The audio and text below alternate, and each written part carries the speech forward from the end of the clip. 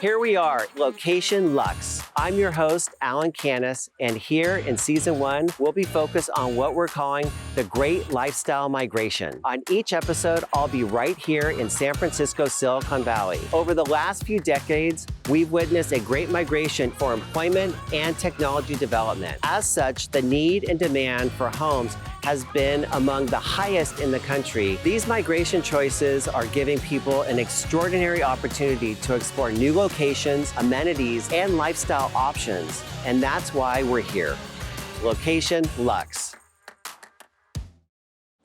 I'm so pleased to welcome another one of my favorite real estate colleagues, direct on location, Bob Pennypacker, direct from Healdsburg. Bob, thank you so much for joining us. Thank you very much, Alan. It's really a pleasure to be part of this. You are one of the most terrific real estate agents in Healdsburg. And Bob, today you're going to be discussing Healdsburg, and not only is it a destination location, it is a beautiful lifestyle. But Bob, before we go into that, I would love for you to please tell us a little bit about you, who you are, your business, and where are you right now? Oh, I'm in one of our local Sotheby's offices. I spent 20 years as an architect working on mostly large-scale commercial and transportation facilities. So when I made my migration to Healdsburg 18 years ago, I established a small residential design practice and absolutely loved it. Loved it so much, I became my own client and built a spec house. And through that process, I saw real estate from a totally different perspective and decided this is what I needed to be doing. Bob, we're all hearing about the buzz regarding Healdsburg. It is a huge draw, not only regarding wineries, but it is a first home market and a secondary home market. What is the big buzz about? Someone said you can tell a lot about a community just by how people eat. And we really eat well here in Healdsburg. Farm to table is just the norm. And it's a food culture that permeates the whole community. And I think that's part of it. Besides the wine, that's a major attraction here. And even when you go to people's homes, it's the same devotion to the land, the food, and how it's presented. I mean, when I first moved here and was invited to potlucks, I was blown away by just the quality of the food and the wine. And at first I thought they were competitive events, but it's not that at all. People just want to present their best. And it's, it's really a pleasure living here and experiencing that.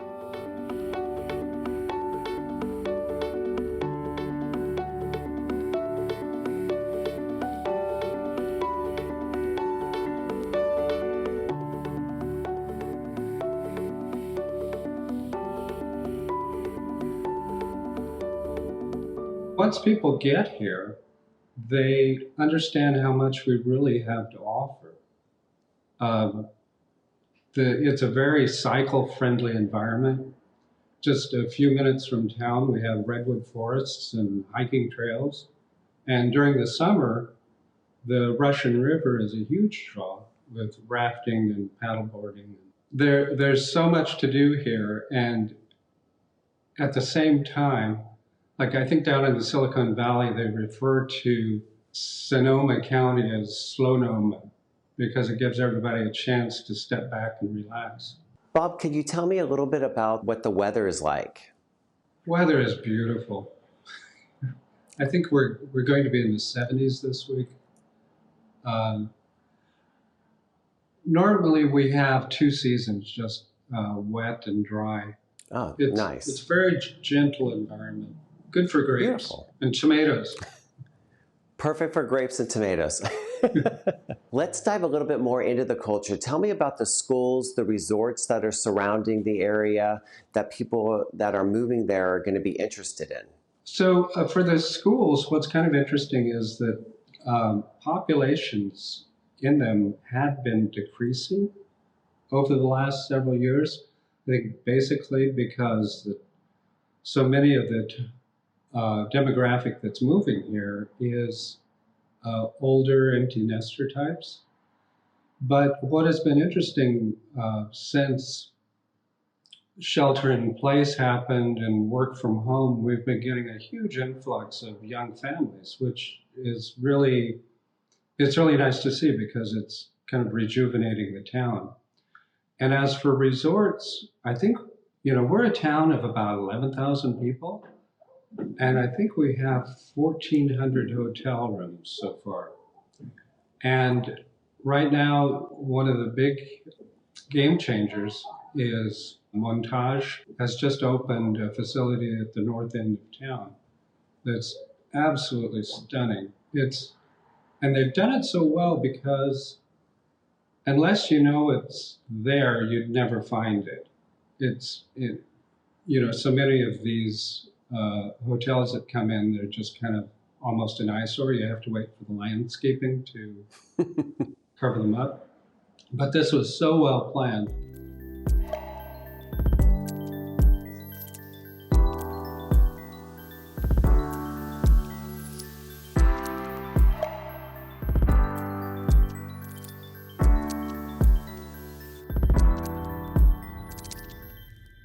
I know Healdsburg has a lot of architectural influences, different architectural influences. Could you please tell me about those? Healdsburg, I think ever since its founding, has kind of been on the forefront of architectural innovation. So the city was founded shortly after the Civil War, the gold rush.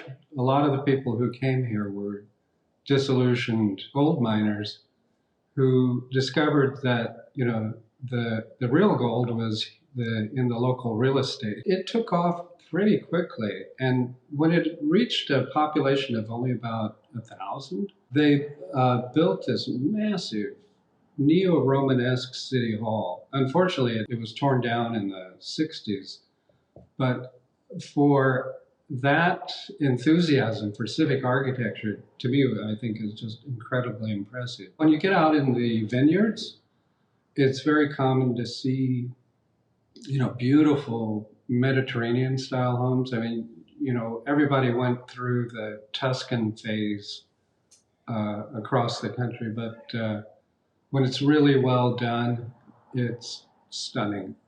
Neoclassical and Victorian were all very cutting edge styles at the end of the 19th century. We have just beautiful examples of both those types of styles in our downtown area. Now, there's a lot of the modern farmhouse look. Modern, just in and of itself, is very popular.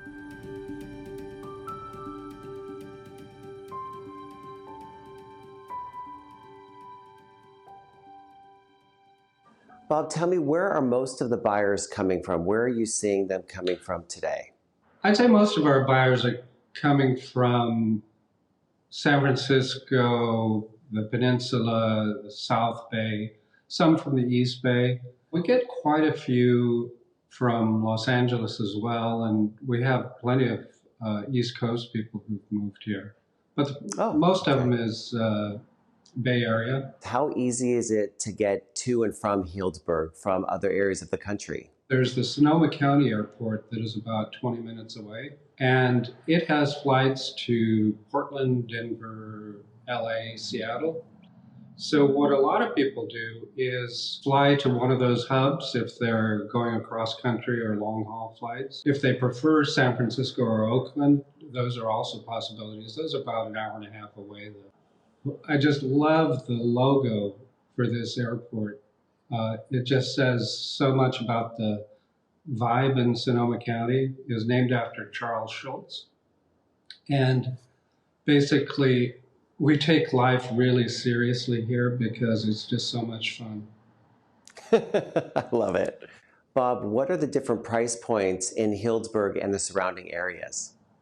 It depends on location, totally, like everything else. When buyers first come here, after having spent time in one of the hotels, they either want bungalow downtown or a vineyard property out in the country. So downtown, the old historical district, you can get a fixer for between 700 and 800 a square foot. If you want turnkey, it can easily go up to 1,400 a square foot. There are some up and coming areas just outside of downtown, an area that was developed in the 50s and 60s that are just ripe for renovation or scraping. And some of those you could probably get for in the 600 a square foot range. How is the appreciation values year after year in Healdsburg and the surrounding areas? I'd say over the last 5 years, we've seen between 5 and 10% appreciation pretty good. per year. What are the conditions that homes are being put on the market? The conditions that properties come to market here is all over the map. What I've found, even when people, like prior to selling, they want to fix things up and make major improvements or whatever, I do what I can to discourage that, because even when some place may seem turnkey to the seller, a buyer will come in and just gut the whole thing and do what he wants. So it's kind of interesting. Fixers seem to be really popular because they're lower priced and people can put their own stamp on them. Bob, one of my favorite questions is, tell me about your favorite buyer story. I had been working with some buyers. They had very specific requirements. We weren't finding anything, and I ran across a property. It had this beautiful Frank Lloyd Wright inspired home on it. They weren't interested just because the land was too small. And finally one day I said, come on, we're nearby, humor me. Let me show it to you. And they fell in love with it. So my buyers put in an offer that was just slightly under asking, not terribly. And this never happened to me.